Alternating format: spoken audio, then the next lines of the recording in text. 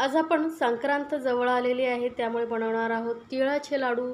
अगदी खुसखुशीत असे आपण हे लाडू बनवणार आहोत आणि थंडीमध्ये आवर्जून तिळाचे लाडू खावा. रोज एक जरी खाल्ला तरी शरीरासाठी खूप फायदेशीर आहे.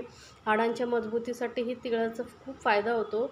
मस्त असे कुरकुरीत महिनाभरही जरी ठेवला तरी राहू शकतात. संपेपर्यंत कुरकुरीत राहतील असे हे लाडू कसे बनवायचे आणि कमी साहित्यही लागतं, त्यामुळे बनवायला अगदी सोपे आहेत. तर पाहूया कृती आपण लाडू बनवण्याची. तर लाडू बनवण्यासाठी इथे आधी आपण साहित्य घेतलेलं आहे बघा. हे मी इथे पॉलिश तीळ घेतलेले आहेत. अनपॉलिश तीळ येतात तेही तुम्ही घेऊ शकता. तर इथे मी 1/2 किलो तीळ घेतलेले आहेत. सोबतच जेवढे आपण तीळ घेतले आहेत तेवढाच गूळ घ्यायचा आहे, म्हणजे 1/2 किलो गूळ आणि बारीक चिरून घ्यायचं आहे. सोबतच इथे 100 ग्रॅम मी इथे शेंगदाणे घेतलेले आहे. शेंगदाण्याऐवजी तुम्ही फुटाणा डाळ येते ना तेही घेऊ शकता. तर आता आपण आधी एक जाड बुडाची कढई ठेवायची आणि त्यामध्ये शेंगदाणे भाजून घेऊया. तर गॅस एकदम लोवरती ठेवून आपण हे शेंगदाणे थोडासा हलकासा कलर चेंज होईपर्यंत आणि वरती ना सालांवरती डाग येईपर्यंत भाजून घ्यायचे आहे. म्हणजे कसे शेंगदाणे कुरकुरीत होतील आणि शेंगदाण्याचा कलरही बदलणार नाही. इतपतच आपल्याला हे शेंगदाणे भाजून घ्यायचे आहेत, म्हणून एकदम लो फ्लेमवरती शेंगदाणे भाजवायचे. सतत मिक्स करत आपण हे शेंगदाणे भाजून घेऊया. तर बघा हलका हलका शेंगदाण्यांवरती कलर येत चाललेला आहे. तर आपण हे शेंगदाणे काढून घेतले आहेत आणि सेम कढईमध्ये आपण तीळ घ्यायचे आहेत. तीळ हे एकदम कमी गॅसवरती भाजायचे आहेत, कारण तीळ लगेचच भाजतात. तीळ भाजण्यासाठी जास्त वेळ लागत नाही. 2-3 मिनटामध्ये तीळ भाजतात, कारण कढई गरम असते चांगली. आणि जर तुम्ही तीळ जास्त भाजलात तर लाडू कडवट लागतात खाताना, त्यामुळे फक्त हलकासा कलर चेंज होईपर्यंत फक्त थोडासा हलकासाच कलर चेंज करायचा आपल्याला, जास्त नाही. तर बघा तीळही आपले मस्त भाजले गेलेले आहेत, चांगले असे फुलले आहेत तीळ, म्हणजे आपले तीळ भाजले गेले आहेत. तर आता आपण हे तीळ काढून घेऊया. तर एका परातीमध्ये वगैरे तीळ काढून घ्यायचे, जे तीळ थोडे थंड होतील आणि हलके असे पसरून ठेवायचे, म्हणजे तीळ लवकर थंड होतील. आणि यामध्ये आपण घालणार आहोत शेंगदाणे. शेंगदाणे मी थोडेसे हलकेसे क्रश करून घेतलेले आहेत. जास्त बारीक करायचे नाही, पावडर नाही करायचे, थोडे थोडे हलकेसे क्रश करून घ्यायचे आहेत. मिक्सरमध्ये फक्त एखाद सेकंद फिरून घ्या आणि आता तीळ आणि शेंगदाणे व्यवस्थित मिक्स करून घ्यायचं आहेत आपल्याला. कारण ह्या प्रोसिजर आपल्याला ना पाक बनवायच्या आधी करून घ्यायची असते, कारण जर पाक जास्त वेळ आपण पाक बनवत ठेवला आणि नंतर मिक्स करायला गेलो तर पाक जर जास्त शिजला तर मग पाक कडक होऊ शकतो. आता कढईमध्ये मी 1 चमचा तूप घेतलं आहे. तुपामुळे लाडूंना टेस्टी छान येते आणि लाडू छान चकाकी येते लाडवांना, म्हणून इथे 1 चमचा तूप, साजूक तूप घेतलेला आहे. त्यानंतर आपण हा गूळ घ्यायचा आहे आणि शक्य होईल तर गूळ बारीक चिरूनच घ्या. कारण काय होतं माहिती आहे, गूळ जर मोठे मोठे खडे तुम्ही ठेवलात तर त्याला वितळण्यासाठी जास्त वेळ लागतो आणि मग लाडूचा पाक जो आहे आपला कडक होऊ शकतो. त्यामुळे लाडू एकदम कडक होतील, खाताना एकदम जे दाताखाली तुटणार नाहीत असे होतील. त्यामुळे बारीक बारीक चिरून घ्या किंवा किसूनही तुम्ही घेऊ शकता गूळ. आता गूळ पूर्णपणे आपल्याला मस्त वितळून घ्यायचं आहे आपल्याला आणि जास्त वेळ लागत नाही. आणि यामध्ये पाण्याचा वगैरे अजिबात वापर करायचा नाही आहे. तर जसं जसं गूळ गरम होत जाईल तसा तसा तो वितळत जातो.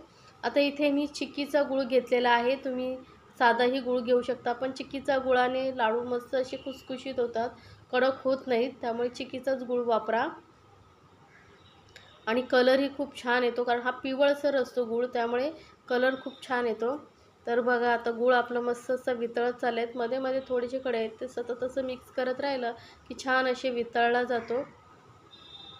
एकदम आंब्याचा रस असं तसा कलर आलेला आहे, मस्त दिसायला सुंदर, आणि लाडवांचा कलरही तसाच आपला येणार आहे. त्यामुळे हाच गूळ वापरा. आता जर रेग्युलर गूळ वापरला तो थोडासा काळसर असतो, त्यामुळे मग लाडवांचा कलरही काळसर होतो. आता आपला गूळ व्यवस्थित वितळला आहे आणि थोडंसं उकळलं आहे, तर आपण पाक झाला आहे की नाही चेक करूया. एखाद्या वाटीमध्ये वगैरे पाणी घ्यायचं आणि गरम गरम हा पाक घालायचा आहे.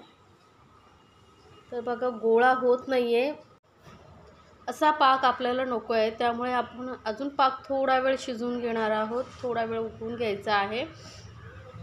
तर अजून 1 मिनिटभर आपण हा पाक अजून शिजवून घेऊया, म्हणजे जसा आपल्याला पाहिजे परफेक्ट तसा आपला पाक तयार होईल.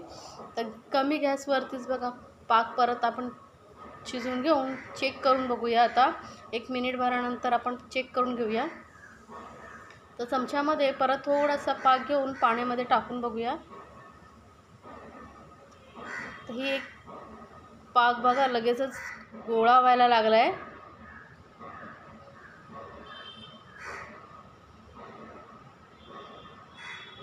घट्ट गोळा झाला आहे म्हणजे आपला पाक तयार झाला आहे. असं पाण्यामध्ये टाकल्यानंतर पाकचा आवाज येतो आहे.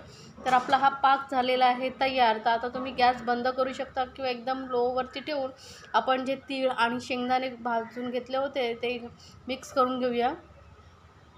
तिथे मी एकदम लोवरतीच गॅस ठेवली आणि लो फ्लेमवरती आपण व्यवस्थित मिक्स करून घ्यायचं आहे. जर तुम्ही आधीच शेंगदाणे आणि तीळ मिक्स नाही केलात तर मग नंतर पाक मिक्स करेपर्यंत कडक होऊ शकतो. त्यामुळे आधी सर्व तयारी करून घ्या आणि पटकन मग पाक तयार झाल्यानंतर यामध्ये आपण हे शेंगदाणे आणि तीळ घालून घ्यायचे आहेत. तर बघा आता घट्टसर आपलं मस्त असं एक मिश्रण तयार झालेलं आहे. गॅस करूया बंद आणि हे आपण आता गरम गरम असतानाच लाडू बनवायला घ्यायचे आहे. तर थोडंसं हलकंसं आपण असं मिक्स करून घेऊयात एखाद मिनिटभर, म्हणजे ह्यामध्ये जी वाफ वगैरे असेल ती निघून जाईल. एक जास्त नाही, फक्त मिनिटभर आपण असं सतत मिक्स करत राहिलं की थोडंसं असं कोमटपणा येतो, त्यामुळे आपण याला स्पर्श करू शकतो. आता काय करायचं, एका छोट्या चमच्याच्या साहाय्याने थोडं थोडं मिश्रण साईडने घेत राहायचं आणि बाकीचं मिश्रण आपण कढईमध्येच ठेवायचं आणि हाताला तेल लावून घ्यायचं आपण.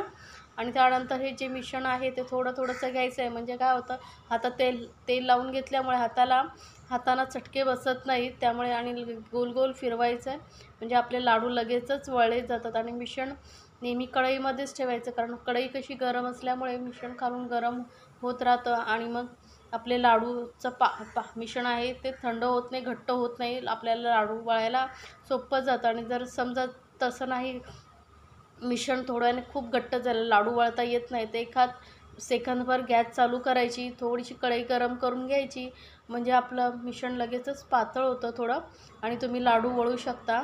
त्या छोट्या छोट्या टिप्स वापरून जर तुम्ही लाडू बनवलात तर परफेक्ट असे हे तुमचे लाडू तयार होतील.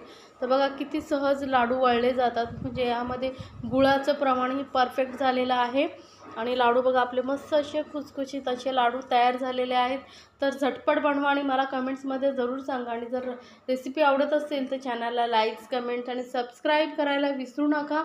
सोबतच बेल आयकॉनवरती क्लिक करा, म्हणजे माझ्या नवीन रेसिपीची नोटिफिकेशन लगेचच तुमच्यापर्यंत पोहोचेल.